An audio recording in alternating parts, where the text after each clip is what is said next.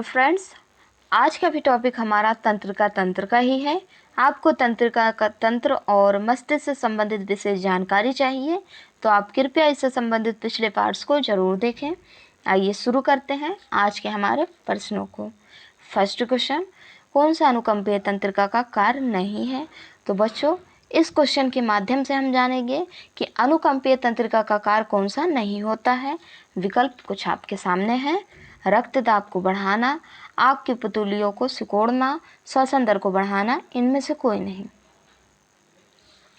Right answer is option B, आग की पुतलियों को सिकोड़ना अनुकंपीय तंत्रिका का कार्य नहीं होता है। आग की पुतलियों को सिकोड़ना।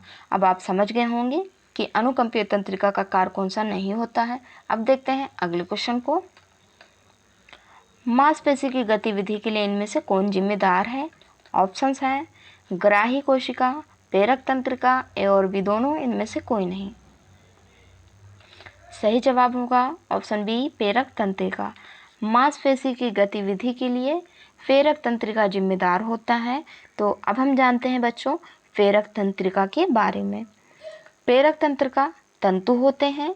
ये तंत्रिकाएं आवेगों को मस्तिष्क एवं मेरुरज्जु से कार्यकारी अंगों जैसे मांसपेशियां एवं ग्रंथियों तक ले जाती हैं।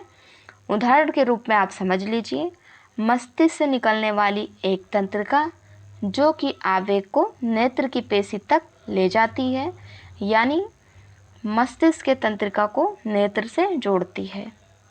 अब देखते हैं अगले क्वेश्चन को। संवेदी तंत्रिका का अन्य नाम क्या है? तो बच्चों, सबसे पहले जानते हैं संवेदी तंत्रिका को। संवेदी तंत्रिका ये आवेग को संवेदग्राही अंगों से मुख्य केंद्रीय तंत्रिका मस्तिष्क तथा मेरुरज्जु तक पहुंचाती है। अब देखते हैं कि संवेदी तंत्रिका को और किस नाम से जानते हैं। विकल्प है अभिवाही तंत्रिका, चालक तंत्रिका, अपवाही तंत्रिका, इनमें से कोई नहीं। तो बच्चों, आप आंसर को गेस कीजिए। इसके लिए आपके पास 5 सेकंड का वक्त है। आशा करती हूँ आपने आंसर गेस कर लिया होगा। आपका सही आंसर होगा ऑप्शन ए, अभिवाही तंत्रिका। संवेदी तंत्रिका को अभिवाही तंत्रिका के नाम से भी जानते हैं। नेक्स्ट क्वेश्चन, रीढ़ की हड्डी और मस्तिष्क के ऊपर झिल्ली के सूजन के कारण कौन सी बीमारी होती है? आइए विकल्प देखते हैं। ल्यूकीमिया, पक्षाघात, मस्तिष्क ज्वर, ए और बी दोनों।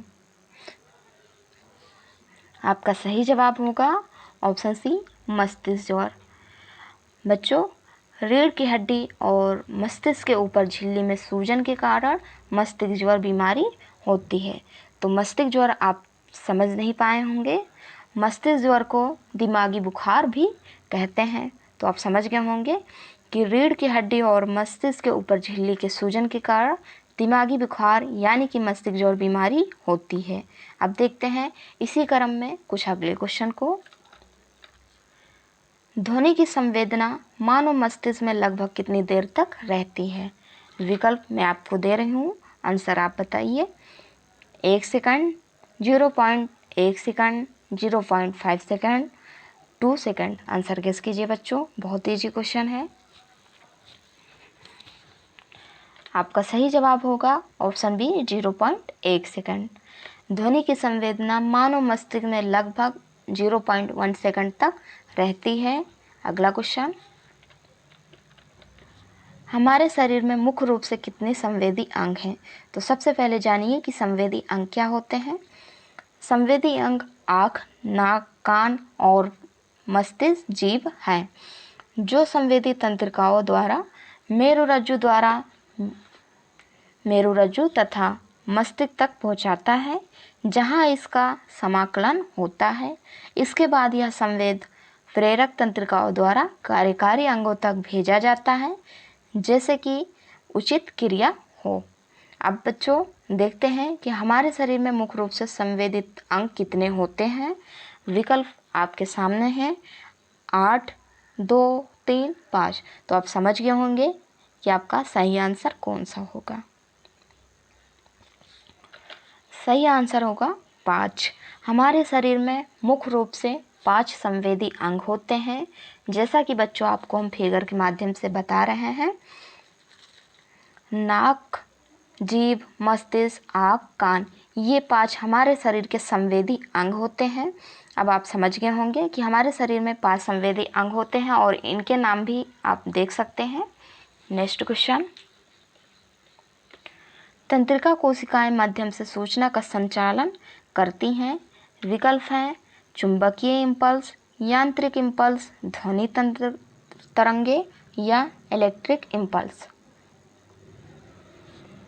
सही जवाब होगा ऑप्शन डी, इलेक्ट्रिक इम्पल्स। तंत्रिका कोशिकाएं माध्यम से सूचना का संचालन इलेक्ट्रिक इम्पल्स करती हैं। देखते हैं अगले क्वेश्चन को। मानव मस्तिष्क का कौन सा भाग मुख्य रूप से चिंतन के लिए जिम्मेदार है?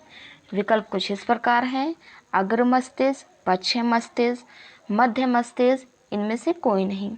आंसर गेस कीजिए, आपके पास 5 सेकंड का वक्त है।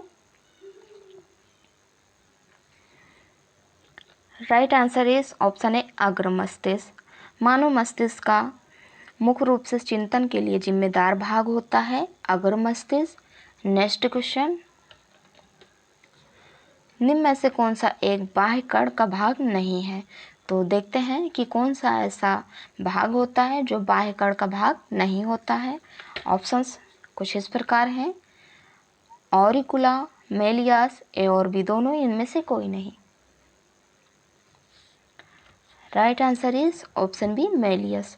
तो बच्चों, मेलियस कान के अंदर की भाग होती है, तो आप समझ गए होंगे कि बाह्य कण का भाग नहीं होगा मेलियस। इसी क्रम में बढ़ते हैं अगले क्वेश्चन की ओर। एक न्यूरॉन में माइलिन आवरणों के बीच पाए जाने वाले अंतराल को क्या कहते हैं?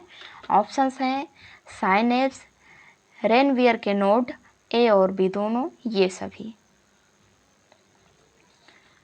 जी हाँ, सही जवाब होगा ऑप्शन बी, रेनवियर के नोड। एक न्यूरॉन में माइलिन आवरणों के बीच पाए जाने वाले अंतराल को रेनवियर के नोड कहते हैं। नेक्स्ट क्वेश्चन, मानव में किस ऊतक में जन्म के बाद कोशिका विभाजन नहीं होता है? ऑप्शंस हैं तंत्रिका, कंकाल, संयोजी, इनमें से कोई नहीं। Right answer is option A, तंत्रिका। देखते हैं अगले क्वेश्चन को।